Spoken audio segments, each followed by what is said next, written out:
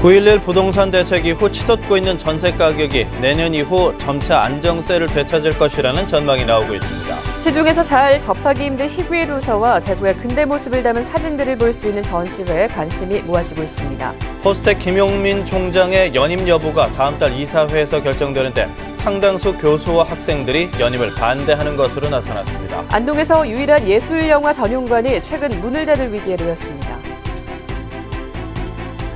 여러분 안녕하십니까? 10월 30일 목요일 아침 대구 MBC 뉴스투데이입니다.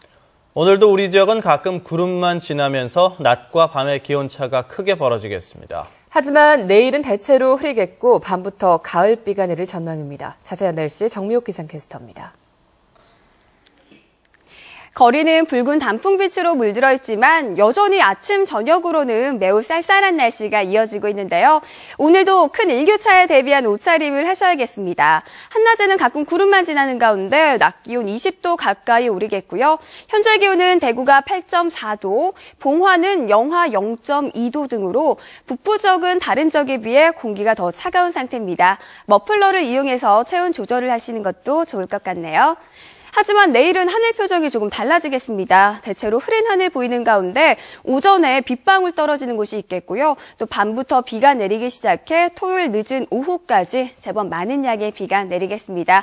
또 일요일에도 산발적으로 빗방울 떨어지는 곳이 있는 만큼 주말 계획 세우시는 분들은 꼭 참고하시기 바랍니다. 날씨였습니다. 9.11 부동산 대책 이후 오히려 더 치솟고 있는 전셋값 때문에 서민들 마음고생이 이만저만이 아닌데요. 특히 대구의 경우는 더 심한데 내년 이후 점차 안정세를 되찾을 것이라는 전망이 나오고 있습니다. 도건엽 기자입니다. 최근 4년간 대구의 전셋값은 36% 올라 전국 최고치를 기록했습니다. 아파트만 놓고 보면 52% 상승해 상승률이 훨씬 높습니다. 세계 금융위기 이후 신규 공급이 급격히 줄고 저금리 때문에 월세 전환이 늘어난 반면 수요자들의 전세 선호 현상은 여전해 수급 불균형이 심각하기 때문입니다. 하지만 내년 이후는 주택 공급 물량이 늘면서 양상이 달라질 것이라는 전망이 나오고 있습니다. 2015년, 2016년도에 신규 아파트 공급 물량이 한 4만 세대가 됩니다. 2015년 이후 본격 입주 시기에는 전세 시장도 안정화를 찾을 것으로 예상됩니다. 지난 2005년 이후 통계를 보면 전세값은 아파트 입주 물량이 늘면 내려가고 줄면 올라가는 식으로 주기적으로 등락을 되풀이했습니다.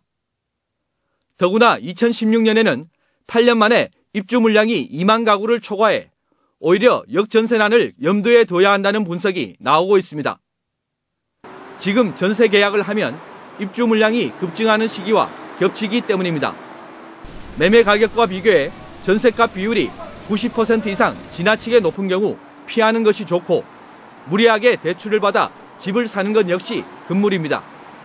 굳이 아파트를 고집하시기보다는 주변에 최근에 신축 빌라라든가 다세대 주택이라든가 이러한 부분에는 아직 전세가 조금이라도 여유가 있는 상황입니다. 그래서 이러한 부분을 한번 찾아보신다든가 아니면 월세를 어느 정도 생각을 해보시는 것도.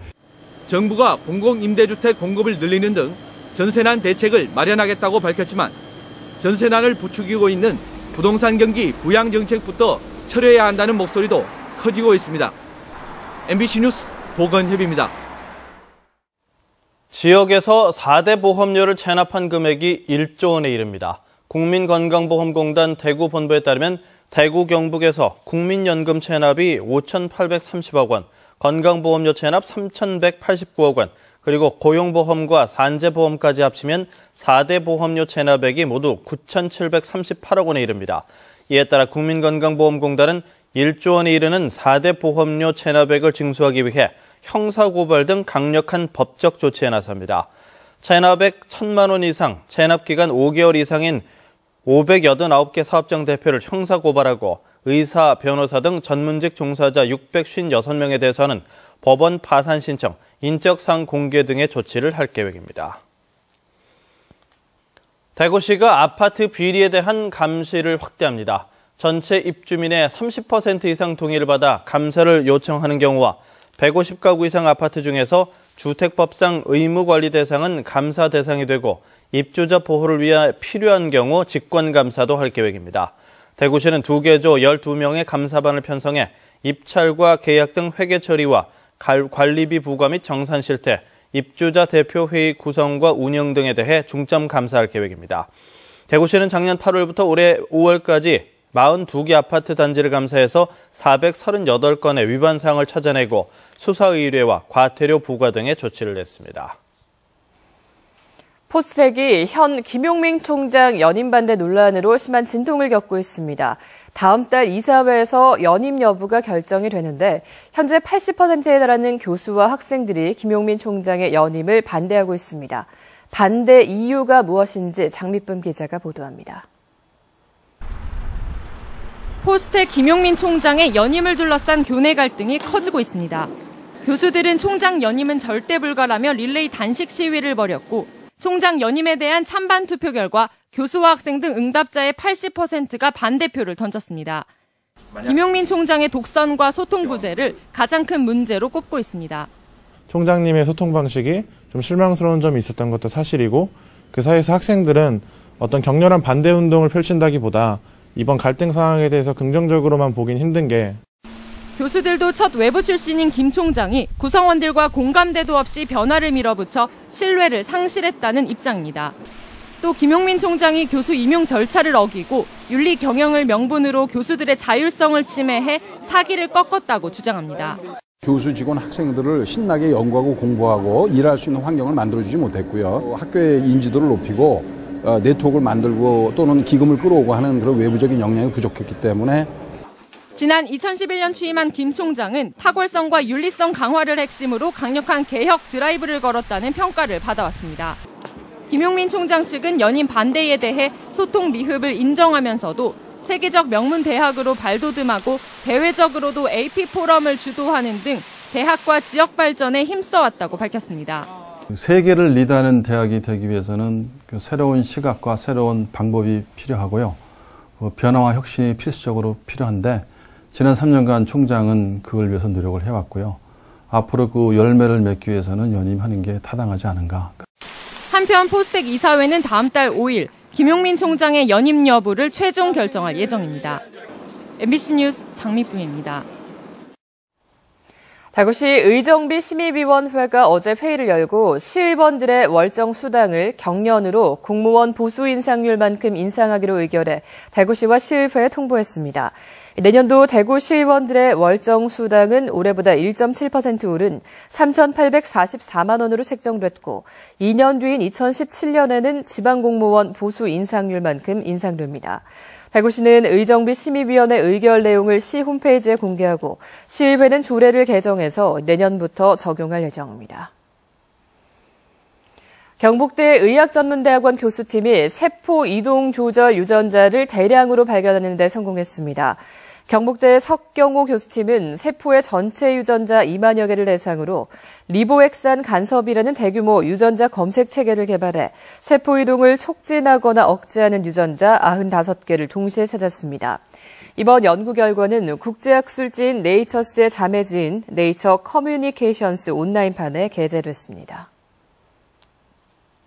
안동에는 문화의 도시답게 도내에서 유일한 예술영화 전용관이 있는데요. 대형 멀티플렉스 영화관들 속에서도 10년째 자리를 지켜온 이 영화관이 최근 문을 닫을 위기에 놓였습니다. 엄지원 기자가 취재했습니다. 안동의 중앙아트시네마, 예술영화 전용관인 이 극장에서는 한 달 15편, 한 해 200편 가까이 저예산 영화와 독립영화 같은 순수 예술영화를 상영하면서 지역 마니아층의 큰 호응을 얻고 있습니다. 안동은 이렇게 소도시다 보니까 이렇게 다양한 문화 공간이 없는데 일반 그 상업 영화에서 이렇게 다루지 않는 다양한 주제라든가 우리가 쉽게 이렇게 접할 수 없는 어떤 그런 내용의 영화를 이제 볼 수 있기 때문에 지난 3월에는 늘어나는 마니아층을 위해 시설과 장비를 교체하고 영화관 재정비에 나섰지만 갑자기 생각지도 못한 암초에 부딪혔습니다. 이곳 중앙아트시네마를 포함해 거제 등 지역의 소규모 단강극장 5곳이 최근 정부의 운영비 지원 사업에 대거 탈락했습니다. 관객 수와 시설, 주변 접근성 등 평가 기준의 경제적 논리가 추가되면서 상대적으로 대중화에 약한 지역 독립영화관들이 지원에서 튕겨져 나가고 그 자리에 수도권에 위치한 대형 상영관 3곳이 새로 선정됐습니다. 소규모 독립영화관의 이 같은 사정은 국감에서도 지적됐지만 이해하기 힘든 이유로 받아들여지지 않았습니다. 그리고 스트레스는 이런 지원금 안 받아서 운영될 수 있는 것이고 지역에 어려운 극장들 이런 지원금 없으면 사실은 운영이 어려워서 방만한 형태로 예술 전용관이 이제 흐르는 부분이 있어서 좀 이번에 지금 말씀하신 대로 이제 편의시설이나 관객 중심의 전용관으로 좀 개선을 해보려고 노력을 하고 있고요.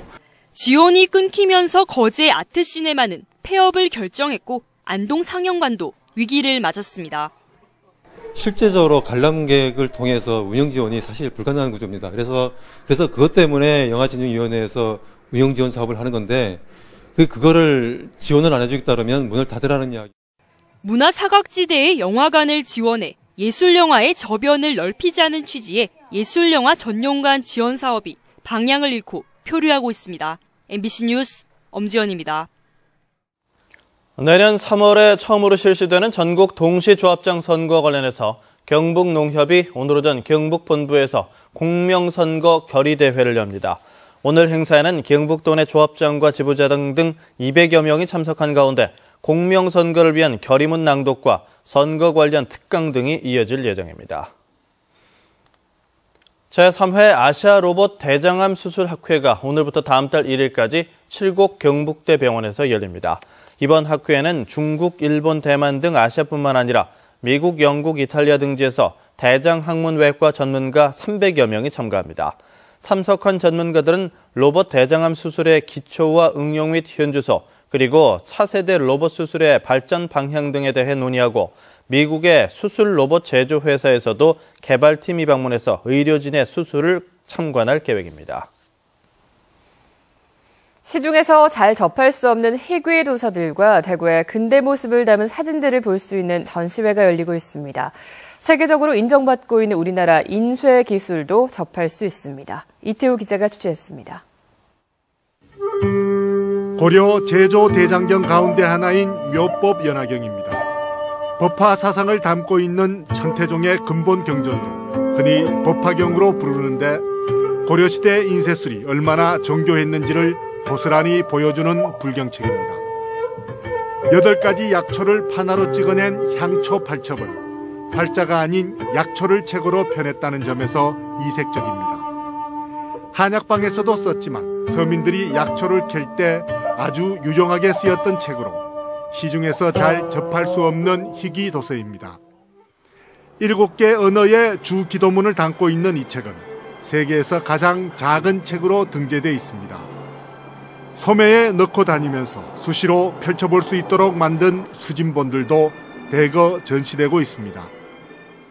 팔만대장경이라고 하시는 그런 거를 이제 조선시대 때 이제 찍었던 인본이라든지 그리고 이제 중국에서 봤던 대장경들 그런 것도 있으니까 그런 거는 좀 보기가 힘들다고 할 수 있죠.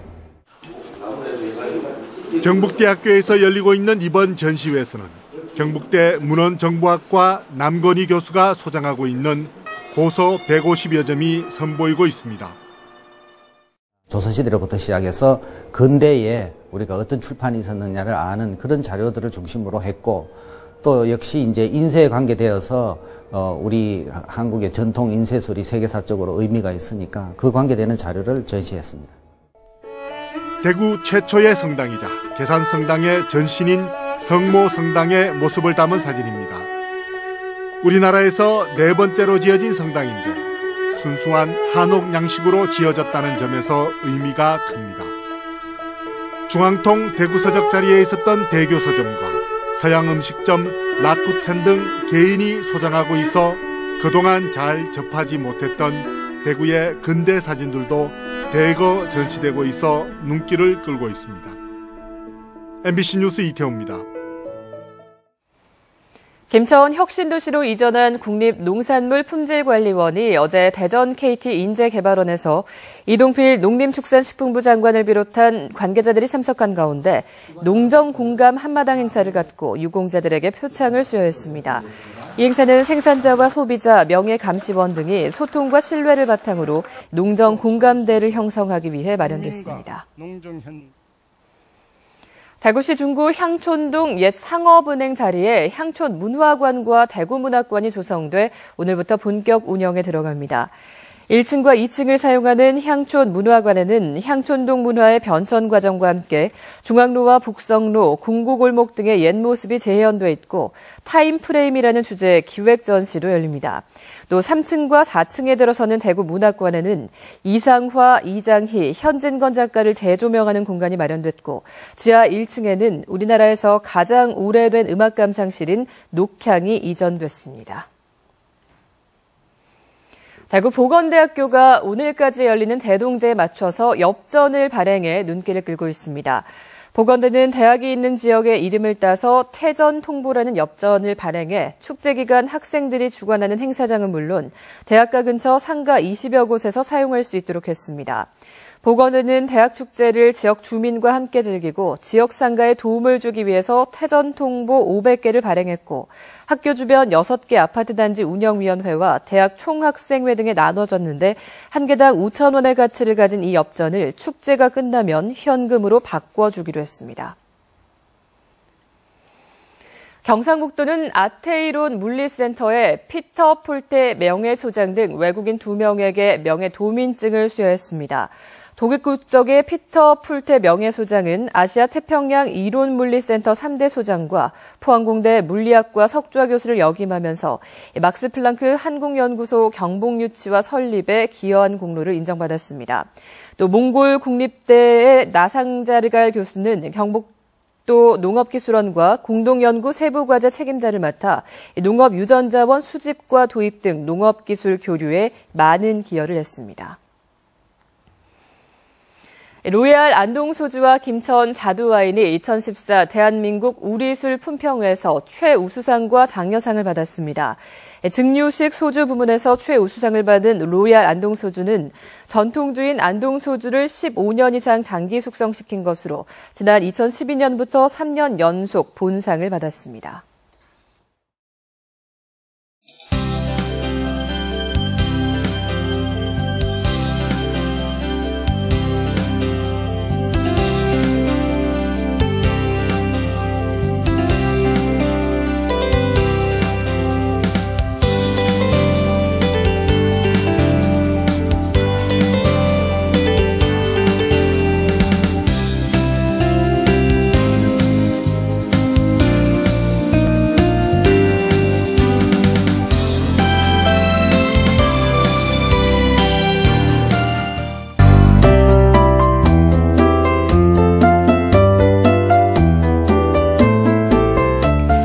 거리는 붉은 단풍빛으로 물들어 있지만 여전히 아침, 저녁으로는 매우 쌀쌀한 날씨가 이어지고 있습니다.